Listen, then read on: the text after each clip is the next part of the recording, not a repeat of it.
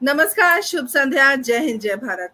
एक बार फिर वैभवी हाजिर है पर किरदार जिंदगी को लेकर। और आज किरदार जिंदगी के 151 पायदान पर आप सभी का स्वागत है, अभिनंदन है। और जैसा कि आप सभी को पता है, पिछली बार पूरे किए, जिसमें श्रुति आई थी। उन्होंने अपनी जिंदगी के बारे में बताया, अपने गायन के बारे में बताया, और कैसे एक छोटी सी बच्ची गीत संगीत की दुनिया में अपना एक नाम, एक मुकाम हासिल कर चुकी हैं। उसी तरह इस कड़ी में भी एक बेहतरीन शख्सियत के साथ में आई हूँ। और जैसे कि हम हमेशा यही कहते हैं कि जमीन से जुड़े हुए व्यक्ति को हम इस कार्यक्रम का हिस्सा बनाते हैं, जुनूनी व्यक्ति को इस कार्यक्रम का हिस्सा बनाते हैं, और जो देश और समाज के लिए कुछ कर रहे होते हैं, जो अलग दिशा में अपने आप को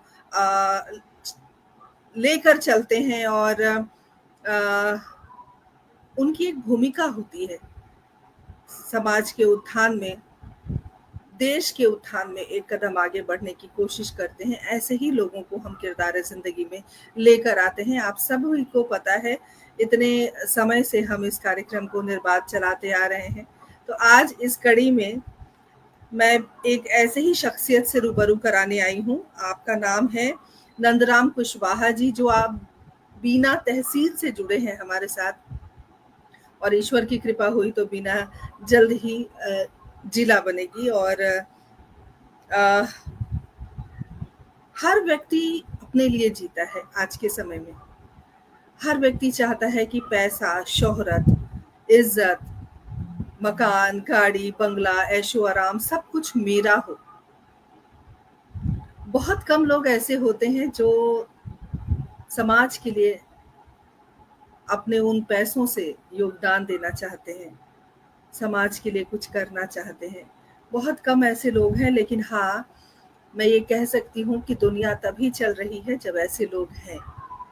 नंदराम कुशवाहा जी उन्हीं लोगों में से एक हैं जो विकलांग लोगों की सहायता करते हैं, उन्हें निःशुल्क शिक्षा प्रदान करते हैं।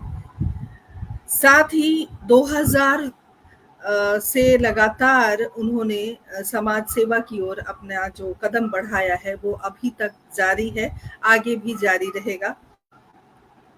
आप अध्यक्ष हैं अंजनी जन कल्याण संस्थान समिति बीना, जिला सागर, मध्य प्रदेश के, और कुछ कल्याण बोर्ड, मध्य प्रदेश शासन, विधानसभा बीना प्रतिनिधि, सामाजिक न्याय एवं निशक्त जन कल्याण अशोकनगर लोकल लेवल कमेटी के सदस्य भी हैं आप। समाज सेवा तो आप कर ही रहे हैं, और साथ ही उन बच्चों के लिए कार्य कर रहे हैं जो बच्चे वाकई ज़रूरतमंद हैं, और समाज की मुख्य धारा से उन्हें जोड़ने का जो नेक कार्य आप कर रहे हैं। इसीलिए हिंदी साहित्य संस्थान की ओर से आपको आमंत्रण भेजा गया था कि आप आए हमारे कार्यक्रम में, अपनी बात रखें, अपने बारे में हमें बताएं। और ऐसे लोगों से मिलकर हमें ज़रूर कहीं ना कहीं प्रेरणा हासिल होती है। तो चलिए किसी विलंब के बिना हम उन्हें आमंत्रित करते हैं, और उनके बारे में हम बात करते हैं, किस प्रकार समाज की सेवा कर रहे हैं, क्या कुछ कर रहे हैं, कैसे प्रेरणा आई, परिवार का कितना सहयोग मिलता है। क्योंकि देखिए, आप कुछ भी करते हैं तो परिवार का सहयोग बहुत ज़रूरी होता है। और आज सहयोग देने के लिए हमारे साथ हमारे परिवार के सदस्य जुड़े हुए हैं। डॉक्टर पुष्पलता तनेजा जी, बहुत बहुत अभिवादन करती हूँ, बहुत बहुत नमस्कार। राजीव अग्रवाल जी, बहुत बहुत स्वागत, अभिनंदन। ये सब हमारे परिवार हैं। डॉक्टर विनीता साहनी जी, बहुत बहुत अभिनंदन करती हूँ। और बिना किसी विलंब के मैं आदरणीय नंदराम जी को आमंत्रित करती हूँ, क्योंकि उनसे हमें बहुत सारी बातें करनी है, सीख लेनी है कि अपने पैसे से जब आप दूसरों के लिए कुछ करते हैं, वो जो संतुष्टि होती है वो बहुत अहम होती है, बहुत खास होती है। तो चलिए उनसे मुलाकात करते हैं।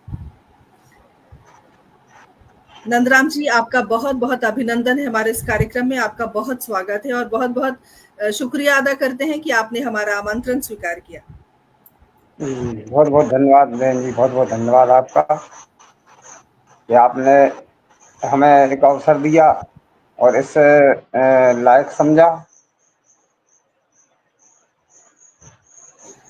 कार्यक्रम की जब हम शुरुआत करते हैं तो हम हमेशा ये कोशिश करते हैं कि हम परिवार के बारे में जान सकें, क्योंकि परिवार हमारी धुरी है, परिवार हमारी ताकत है और परिवार के दम पर ही हम आगे बढ़ते हैं और आज हम खड़े हैं। तो मैं चाहूँगी आप अपने परिवार के बारे में हमारे दर्शकों को बताएँ, और तमाम दर्शक जो श्रुति श्रोता हमसे जुड़े हुए हैं, आपसे नम्र निवेदन है इस कार्यक्रम को ज़्यादा से ज़्यादा शेयर करें। तो नंदराम जी, आप अपने परिवार के बारे में हमें कुछ बताएँ। प्रदीप गौतम जी हमसे जुड़ गए हैं, बहुत-बहुत अभिनंदन। जी। हम 4 भाई हैं और माताजी हैं हमारी, और हमारे 2 पुत्र हैं, 1 पुत्री है। 1 पुत्री और 1 पुत्र की विवाह हो चुका है, और अभी 1 पुत्र हमारा हायर सेकेंडरी स्कूल में है। अभी हम चारों भाई संयुक्त रूप से संयुक्त रहते हैं, संयुक्त परिवार है हमारा। और सभी जो हमारे व्यवसाय हैं, धंधे हैं, सब हम लोग संयुक्त रूप से ही कार्य करते हैं। देखिए, परिवार का सहयोग मिलता है तभी हम कुछ कर पाते हैं, और जितने भी किरदार आए हैं सब ने अपने अपनी जीवन की उन तमाम बातों को हमारे कार्यक्रम के माध्यम से दर्शकों तक पहुंचाया, जहां पर उन्होंने बताया कि किस प्रकार कितनी मशक्कत करनी पड़ी, कितनी मेहनत करनी पड़ी, कितनी लगन से, निष्ठा से और कितने संघर्षों के साथ कोई भी व्यक्ति आगे बढ़ता है, तभी समाज में एक नाम होता है। आपने समाज सेवा को अपना क्षेत्र बनाया और समाज सेवा को आगे लेकर जाना चाहते हैं, पूरा परिवार सहयोग दे रहा है, ये बहुत अच्छी बात है। इस मंच के माध्यम से मैं आपके पूरे परिवार को नमन करती हूँ, और जितने भी श्रोता दर्शक हमें देख रहे हैं वो ज़रूर कहीं न कहीं प्रेरणा पाएँगे, क्योंकि अपना पैसा सर कोई खर्च नहीं करना चाहता। सब सोचते हैं कि दूसरे के पैसे से चैरिटी हो जाए, दूसरे के पैसे से हम कुछ सेवा कर लें, और आजकल एक ट्रेंड चला है कि आप किसी को कुछ बाँट रहे हैं, कंबल बाँट दिया, मिठाई बाँट दी, कुछ अनाज बाँट दिया, बिस्किट बाँट दिया, उसकी एक वीडियो आप बनाते हैं और वीडियो सोशल मीडिया पे डाल देते हैं वाह-वाही के लिए। लेकिन उसी तर्ज पर अगर मैं बात करूँ कि बहुत सारे ऐसे भी लोग हैं जो इन सब चीज़ों से इतर काम करते हैं, जैसे कि आप हैं, तो आप हमारे कार्यक्रम का हिस्सा हैं। तो ये समाज सेवा जो आपने शुरू की और दिव्यांग बच्चों के लिए जो इतने अच्छे कार्य आप कर रहे हैं, उसकी प्रेरणा आपको कहाँ से मिली?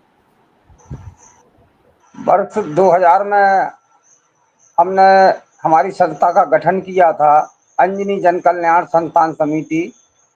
और उस समय हमने प्राइवेट स्कूल खोला था। अभी भी हमारा खिमलासा है, हमारे बीना से 20 किलोमीटर, वहाँ हमारा मिडिल तक स्कूल अभी भी चल रहा है। आज उसको 26 साल हो गए स्कूल के लिए। तो जब हम स्कूल का संचालन करते थे, उस समय जब हमने देखा कि ऐसे दिव्यांगों के लिए जब हम देखते थे तो हमें लगता था कि इनका भविष्य क्या होगा। अच्छे बच्चे तो पढ़ते हैं, तो ऐसे बच्चों के लिए उस समय हमने अपनी स्कूल में निःशुल्क उनके लिए पढ़ाने का कार्य किया। और हमारा यही प्रयास रहा कि हम ऐसे बच्चों को ज़्यादा से ज़्यादा ऐसे बच्चों को हम पढ़ाएं। तो लगभग आज भी हमारे यहाँ जो बच्चे पढ़ते हैं, तो हम लोग दिव्यांग बच्चों की अपने प्राइवेट स्कूल में जो हैं, कम से कम शुल्क में हमारा स्कूल चलता है। कोई ज़्यादा फीस नहीं लेते हम लोग, इतना लेते हैं कि हम लोगों के स्कूल का मैनेजमेंट भर चलता रहे। और इसी प्रेरणा से हमें लगा कि हम दिव्यांगों के लिए कुछ करें, तो हमने वो उनकी योजनाओं की खोज की। इनके लिए क्या क्या योजनाएं चलती हैं, कौन कौन विभाग क्या योजना इनके लिए चलाते हैं। तो हमने योजना की देखी, सामाजिक न्याय विभाग इन बहुत कुछ करता है। सामाजिक विभाग पेंशन भी देते हैं, शिक्षा के लिए पैसा मिलता है इनके लिए बच्चों को। और इनके लिए जो सहायक भी मिलते हैं निःशुल्क। तो सामाजिक न्याय करता है दिव्यांग जनों के लिए। तो हम उस विभाग में से हमने संपर्क किया, तो धीरे धीरे हमने भी सोचा कि हमारी ऐसे क्षेत्र में कर सकती है। तो हमने उस विभाग की मान्यता ली, मध्य प्रदेश सरकार की मान्यता ली। फिर हमने दिव्यांगजनों के क्षेत्र में भी मान्यता कराई और लगातार 20 वर्षों से बच्चों के मार्गदर्शन, उनके प्रमाण पत्र बनाने में मदद करना, क्योंकि कई लोगों को तो पता ही नहीं रहता है कहाँ क्या करना है, प्रमाण पत्र कहाँ से बनेगा, पेंशन कैसे बनेगी, कौन कौन से कागज है। ऐसे के जब नजर में आते हैं तो उन्हें अपनी तरफ से मार्गदर्शन देते हैं, ऐसे ऐसा करें। और अगर उन्हें लगता है कि हम अकेले, क्योंकि 75 किलोमीटर पड़ता है हमारा जिला यहाँ से, बीना से, तो सागर के साथ हम मार्गदर्शन के रूप में उनको ले जाते हैं। उनको निःशुल्क रूप से, कोई उनसे कोई पैसा नहीं, कम से कम उनका खर्च हो। और वहां तो कोई खर्च लगता ही नहीं, आने जाने का ही खर्च लगता है बच्चों का। तो प्रयास करते हैं कि उनको वो प्रमाण पत्र बन जाए। फिर उनका बनवाने का भी हम प्रयास करते हैं।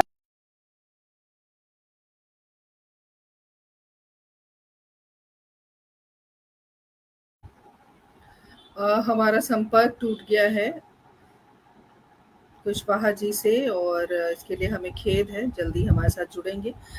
बिल्कुल प्रदीप जी, परोपकार दैवीय गुण है, और हर व्यक्ति को कुछ ना कुछ लोगों के लिए करना चाहिए। और हमारी शास्त्र में कहा भी गया है कि अपनी आय का 10वां भाग आप ज़रूर दान करें। बहुत कम लोग करते हैं, लेकिन करना चाहिए। और एक था मैन से जुड़े हुए हैं। नमस्कार, आपका हार्दिक अभिनंदन करती हूँ। असगर खान जी हमारे से जुड़े हुए, अभिनंदन है आपका। प्रसाद जी हमारे साथ जुड़े हुए हैं, बहुत बहुत स्वागत अभिनंदन करती हूँ। हमारे साथ अभी दोबारा से कुशवाहा जी जुड़ेंगे। और मैं एक बात ज़रूर कहना चाहती हूँ कि मैंने देखा है फेसबुक के माध्यम से, यूट्यूब के माध्यम से, कि जो मुझे अनुचित लगता है, और मैं अपने इस संस्था के माध्यम से आज लाइव टेलीकास्ट हो रहा है और हम अभी साक्षात्कार ले रहे हैं। मैं एक बात ज़रूर कहना चाहती हूँ कि कहा गया है कि अगर आपने दाहिने हाथ से किसी को कुछ दिया तो बाएं हाथ को पता नहीं चलना चाहिए। तो जब बाएं हाथ को नहीं पता चलना चाहिए, जो आपके शरीर का अभिन्न अंग है, तो सोशल मीडिया के माध्यम से उसका प्रचार क्यों करना?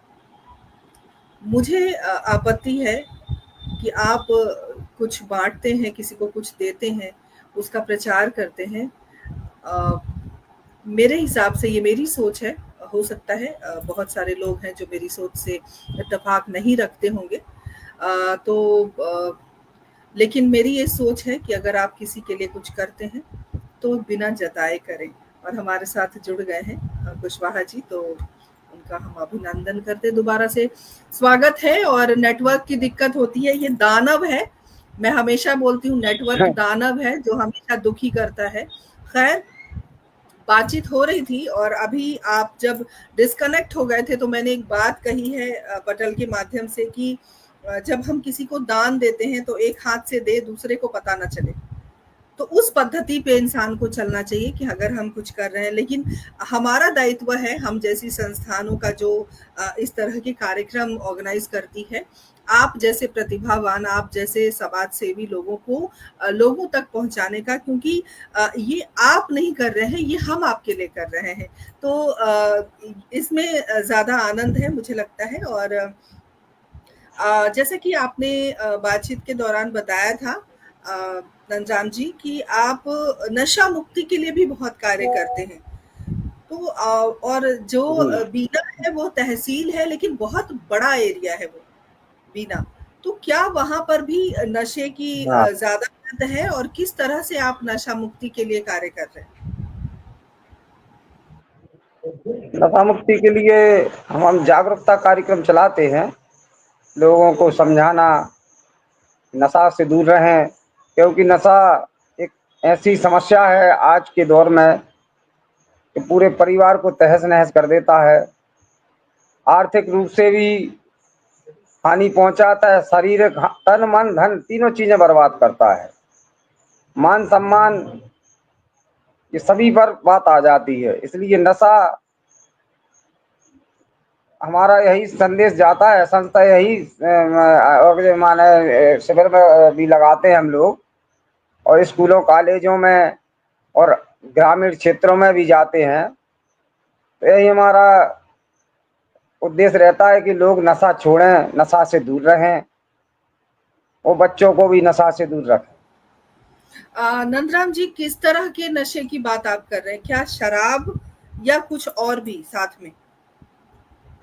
शराब शराब तो बहुत ही हानिकारक है। शराब के साथ साथ में ये रेडीमेड जो आज गुटखा चल रहे हैं, राजश्री है और भी ऐसे कई प्रकार के गुटखा चल रहे हैं मार्केट में, तो ये इनसे ज़्यादा नुकसान हो रहा है बच्चों को। उनके कैंसर जैसी बीमारियां जो आज छोटे छोटे बच्चों में भी आ रही हैं, तो सबसे बड़ी समस्या है ये गुटखा। क्योंकि वो गुटखा पर भी लिखा रहता है, इसके बाद भी लोग खाते हैं उसको। तो हमें जानबूझकर लोग कहना चाहिए अपनी मौत को गले लगा रहे हैं। तो ऐसे में रेडीमेड गुटखों से बचना चाहिए। शराब, गुटखा, ये कई नशीली और भी बहुत बड़े बड़े नशा होते हैं। बाकी हमारे यहाँ क्षेत्र में तो ये नशा ज़्यादा चलते हैं, शराब और गुटखा। तो नंदराम जी, आप एक बात बताएं कि जिस तरह से आपने कहा कि गुटखे के रैपर पे लिखा रहता है कि ये हेल्थ के लिए, ये स्वास्थ्य के लिए हानिकारक है, बावजूद उसके लोग खरीद रहे हैं लोग। तो आपको नहीं लगता कि जागरूकता से इन सब चीजों पर रोक लगाई जा सकती है? अगर अगर मान लीजिए ये चीज नुकसान करती है, सिगरेट है, शराब है, गुटखा है, और भी नशे की चीजें हैं, उसे आपको नहीं लगता कि कुछ ऐसी पहल करनी चाहिए जिससे सरकार ही उसे बैन कर दे, सरकार ना चलाए, उसको लाइसेंस ना दे, तो शायद ये चीजें कम हो जाएंगी? क्योंकि जागरूकता से कितना आप कर पाएंगे, क्या लगता है आपको? क्या है, अब सरकार तो रोक लगाना बहुत कठिन है, वो समझ में आता है। क्योंकि अ, लोग ब्लैक में भी खरीदने लगते हैं, अगर रोक लगा दें तो यहाँ यहाँ वहाँ से खरीदने लगते हैं। हम खुद इतने जागरूक हो जाएं, हमें खुद एक आभास हो जाए कि नहीं ये चीज़ हमें यूज नहीं करना है, तो सबसे अच्छी बात है। क्योंकि कोई जबरदस्ती किसी को कोई कुछ नहीं खिला सकता, तो हमें खुद जागरूक होना पड़ेगा। सरकार क्या क्या बंद करवाएगी, मतलब हम सरकार पे अगर थोपे कोई चीज तो वो भी गलत है। भाई सरकार क्या क्या बंद करवाएगी, गुटखा, शराब, तम्बाकू क्या बंद करवाएगी? लेकिन हमें खुद जागरूक होना पड़ेगा कि हमें अगर बीमार नहीं होना है तो हमें इससे दूर रहना है। और जागरूकता ही बहुत बड़ा एक अभियान अगर चल जाए ना, लोगों की समझ में आ जाए जागरूकता से, तो निश्चित ही लोग समझते हैं। ऐसा नहीं, हम लोग कार्यक्रम करते हैं तो कई लोग सामने ही गुटखा और ये पाउच फेंक देते हैं, शराब की भी कसम खाते हैं और वाकई में छोड़ते हैं। ऐसा नहीं है, हम लोगों के जो है अभियान जब चलाते हैं तो उसका लाभ भी मिलता है। तो सर, जब आप जागरूकता के लिए लोगों के बीच जाते हैं तो ऐसा क्या कोई नुक्कड़ नाटक करते हैं या कोई ऐसी स्पीच होती है आपकी तरफ से? कैसे आप जागरूक करते हैं लोगों को कि आप इन सब चीजों से दूर रहिए? पंपलेट पोस्टरों के माध्यम से भी उनको बताते हैं, और पोस्टर और ये गोष्ठी संगोष्ठी और नुक्कड़ नाटक भी करवाते हैं हम लोग। और नुक्कड़ पर जो है शपथ ग्रहण समारोह भी करवाते हैं। गलियों में कहीं भी खड़े हो गए, 10-50 लोगों के इकट्ठा किया, फिर उन्हें उस विषय में समझाया कि आप इन चीज़ों से दूर रहें, अन्यथा आपका भविष्य खराब होगा और बच्चे भी आपको देखकर सीखेंगे। तो लोगों के ध्यान में आता है कि नहीं, बहुत सी हद तक ठीक है, तो कुछ लोग इसको समझते हैं और मानते हैं और छोड़ते हैं। बहुत अच्छी बात आपने कही कि आपकी बात मानकर लोग छोड़ देते हैं, इससे बड़ी और इससे बढ़िया बात कुछ हो ही नहीं सकती। समाज सेवा करने के लिए बहुत सारे पैसे की ज़रूरत पड़ती है। आपका पूरा परिवार सहयोग दे रहा है, लेकिन फिर भी जब आप किसी की मदद करते हैं तो एक ज़्यादा रकम की ज़रूरत पड़ती है। उस समय क्या सर किसी और संस्था के द्वारा या प्रशासन के द्वारा क्या आपको कोई आर्थिक सहयोग मिलता है या सारा खर्चा आपका परिवार वहन करता है? अभी अ, कोई बड़े-बड़े आयोजन जब करते हैं तो उसमें हम लोगों को सरकार की भी मदद मिल जाती है। और अभी जो दिव्यांगों की स्कीम चला रहे हैं उसमें राष्ट्रीय न्यास नई दिल्ली से सहयोग मिलता है।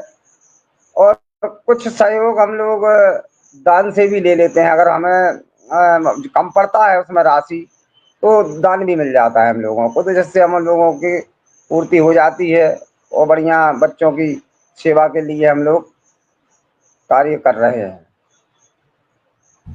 तो सर अभी क्योंकि तक आपने कितने ऐसे कितने दिव्यांग बच्चों की बच्चे जो जी, ऐसे दिव्यांग बच्चे हैं, मानसिक दिव्यांग हैं, जो कुछ बच्चे बहुदिव्यांग भी हैं जो चल भी नहीं पाते, बैठ भी नहीं पाते, तो उनको हमारे यहाँ शिक्षण, प्रशिक्षण, चिकित्सा और बड़े-बड़े शिविरों का आयोजन भी करते हैं, जिससे जो बच्चे हमसे जुड़े हैं लगातार वो तो रहते ही हैं, बाकी क्षेत्र के हर प्रकार के दिव्यांगों को बुला लेते हैं, जिसमें शिविर लगाकर जिससे उनको उसका लाभ मिल सके। तो शिविर के माध्यम से भी लोगों को लाभ पहुंचाने, माने दिव्यांगों को लाभ पहुंचाने का कार्य करते हैं। हमारा उद्देश्य ये है कि हम जितना अच्छा कर सकें वो हम प्रयास करें, जिससे हमें आत्मसंतोष भी मिलता है और अच्छा भी लगता है कि हम किसी को कुछ कर पा रहे हैं। क्योंकि ये जीवन क्षणिक जीवन है, कोई भरोसा नहीं है किसी के जीवन का। तो कुछ ऐसा करो, ऐसे करके जाओ कि ईश्वर को जवाब तो दे सकें कि हम कुछ करके आए हैं अपने जीवन में। क्योंकि जीवन तो बहुत अच्छी मिला बात है कही तो आपने। बिल्कुल सही कहा जी। आपने। अ, बच्चे जब दिव्यांग बच्चे हैं उनको सँभालने के लिए भी कोई ट्रेन्ड टीचर या ट्रेन्ड लोगों की ज़रूरत आपको पड़ती होगी, तो उसके लिए पूरी टीम होगी आपके पास जो टीम आपके साथ लग के काम कर रही होगी? जी, हमारे यहाँ विशेष शिक्षक भी हैं, जो इन बच्चों को शिक्षण देते हैं, शिक्षा देते हैं, मतलब उनको वे अपने हिसाब से विशेष शिक्षा देते हैं। और फिजियोथेरेपिस्ट हैं, तो वे प्रतिदिन की बच्चों की फिजियोथेरेपी करती हैं। क्योंकि फिजियोथेरेपी कंटिन्यू आवश्यकता होती है, तो वो प्रतिदिन आती हैं और लगातार बच्चों की फिजियोथेरेपी कर रही हैं। और देखभाल करता है, जो बच्चों को देखने देखभाल करने का भी कार्य करते हैं। ऐसा हम लोगों का 10 लोगों का स्टाफ है।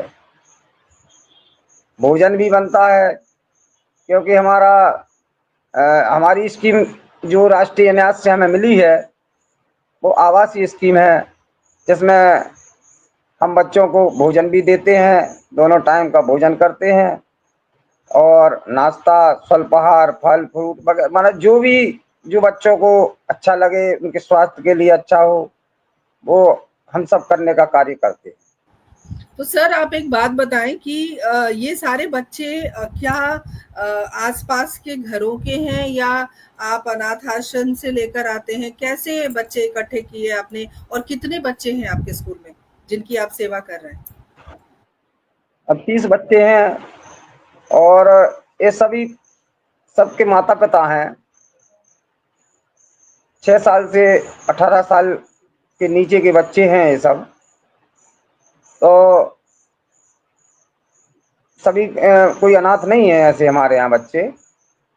सभी पारिवारिक बच्चे हैं, सभी के माता पिता हैं, लेकिन गरीब हैं, जो ज़्यादातर उनको अच्छी देखभाल नहीं कर पा रहे हैं।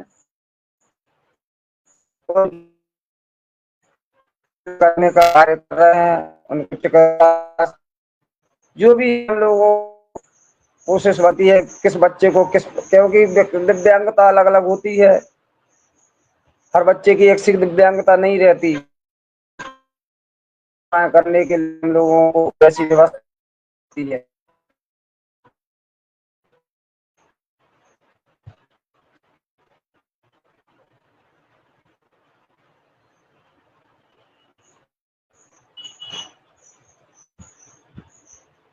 बिल्कुल सही कहा आपने। जी। अलग-अलग बच्चे होते हैं, उनकी अलग-अलग मानसिक स्थितियाँ होती हैं। सर बड़ा मुश्किल होता होगा बच्चों को जी। सँभालना और कभी कोई ऐसी बात हुई है जब लगा हो अ, कि बच्चे बड़े कोमल हैं और कभी मन दुःख जाता है कि भगवान कैसे आगे चल पाएँगे समाज में और ऐसे कितने बच्चे होंगे दुनिया में जो जिनको ज़रूरत होगी इस तरह की संस्था की। कभी मन द्रवित हुआ है कभी इन सब चीज़ों को देखकर?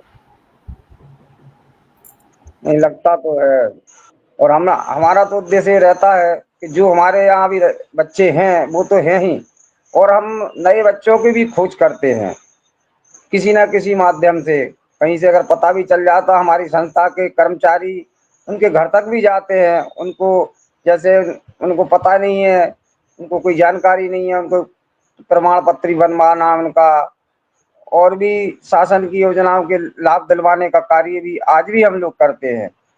और उन बच्चों से भी हम लोग कहते हैं कि आप आइए, और हम लोग सब निःशुल्क आपको सब सुविधाएं देंगे।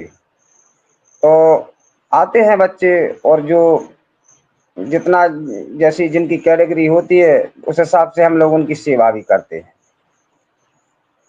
सर क्या आपके पास नेत्रहीन बच्चे भी हैं? नेत्रहीन का नहीं है ये हमारा, केवल मानसिक दिव्यांग बच्चे, वो बहुदिव्यांग, जैसे सेरिबल पाल्सी होते हैं, हाथ पांव उनके मतलब कोई मिस्टेक दिक्कत होती है उन बच्चों को, तो ऐसे बच्चे हम लोगों के यहाँ आते हैं और रहते हैं, और हम लोग उनकी सब सेवा कर रहे हैं, और हमारे कर्मचारी भी सभी बिल्कुल जी। तन्मयता से उनकी सेवा करते हैं। सर एक बात बताएँ कि जो बच्चे हैं और जो अभी आपने कहा कि फिज़ियोथेरेपिस्ट आते हैं वो थेरेपी देते हैं, उससे बच्चों के विकास में कुछ सुविधा मिल रही है? क्या बच्चे मुख्यधारा से जुड़ पा रहे हैं या उनके स्वास्थ्य में कुछ परिवर्तन आ रहा है, थेरेपी के बाद? बिल्कुल आता है परिवर्तन, क्योंकि जो बच्चे चलने में उनको दिक्कत होती थी, जिस समय हम लोगों ने उनको उनका जो है प्रवेश लिया, उसके बाद उनको लगातार फिजियोथेरेपी होने के बाद उनमें 25 से 30% अंतर आया है। वो चलने में सक्षम हुए, खड़े होने में सक्षम हुए, और कई बच्चों की ऐसी कंडीशन थी कि जो मतलब स्वच्छता से नहीं रहते थे, लार आना और घिनापन टाइप, मतलब कि जो आप देखें तो आपको भी अच्छा ना लगे, तब भी बड़ी स्वच्छता से रहते हैं बच्चे। बहुत अच्छा लगता है उनके साथ बैठना, उनके साथ बात करना, बात भी करते हैं वो, और कुछ कुछ बात समझते हैं तो करते हैं।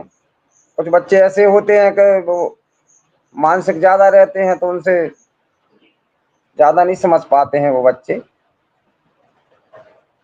तो उन्हें हमारे कर्मचारी विशेष शिक्षक जो हैं वे टैकल करते हैं।